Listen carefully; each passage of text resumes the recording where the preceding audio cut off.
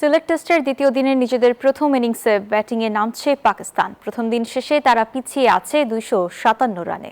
ম্যাচের প্রথম দিনের শেষ সময়ে বিনা উইকেটে 21 রান তোলে পাকিস্তান।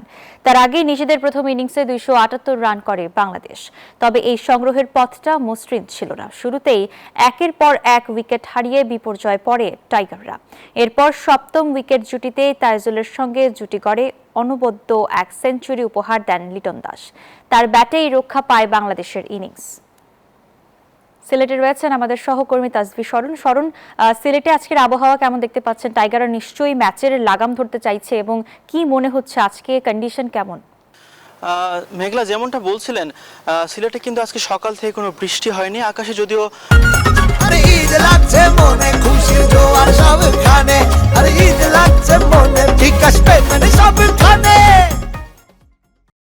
মেঘ ভেসে বেড়াচ্ছে, কিন্তু আমাদের কিন্তু এখন পর্যন্ত রোদ দেখতে পাচ্ছি সিলেটের আকাশে।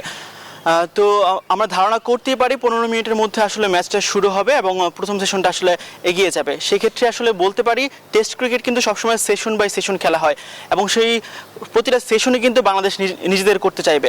সেখানে তাসকিন, নাহিদ রানা এবং শরীফুল হক তারা আসলে উইকেটটাই নিতে চাইবেন। পাকিস্তান দল সেখানে উইকেটটা না দিতে চাইবে এবং যতটা সম্ভব স্কোরটা বাড়াতে চাইবে। আর সেক্ষেত্রে যদি আমরা বলি, গতকাল বিকেলেও কিন্তু তাসকিন, নাহিদ রানা এবং শরীফুল এবং মেহেদিয়াস এবং তাইজুল ইসলাম সবাইকে দিয়ে কিন্তু নাজমুল শান্ত বোলিং করিয়েছেন, কিন্তু কেউ কিন্তু উইকেটটা পাননি, যেটা আসলে আজকে সবচেয়ে বেশি দরকার। আর যদি বাংলাদেশের ইনিংসের কথা বলি তাহলে আসলে লিটন কুমার দাসের কথা বলতেই হবে। 116 রানে 6 উইকেট পড়ে গিয়েছিল, সেখান থেকে কিন্তু লিটন কুমার দাস তার ষষ্ঠ সেঞ্চুরি টেস্ট ক্যারিয়ারে, সেটার মাধ্যমে কিন্তু তিনি এগিয়ে নিয়ে গেছেন বাংলাদেশকে। শরণ, আপনাকে ধন্যবাদ।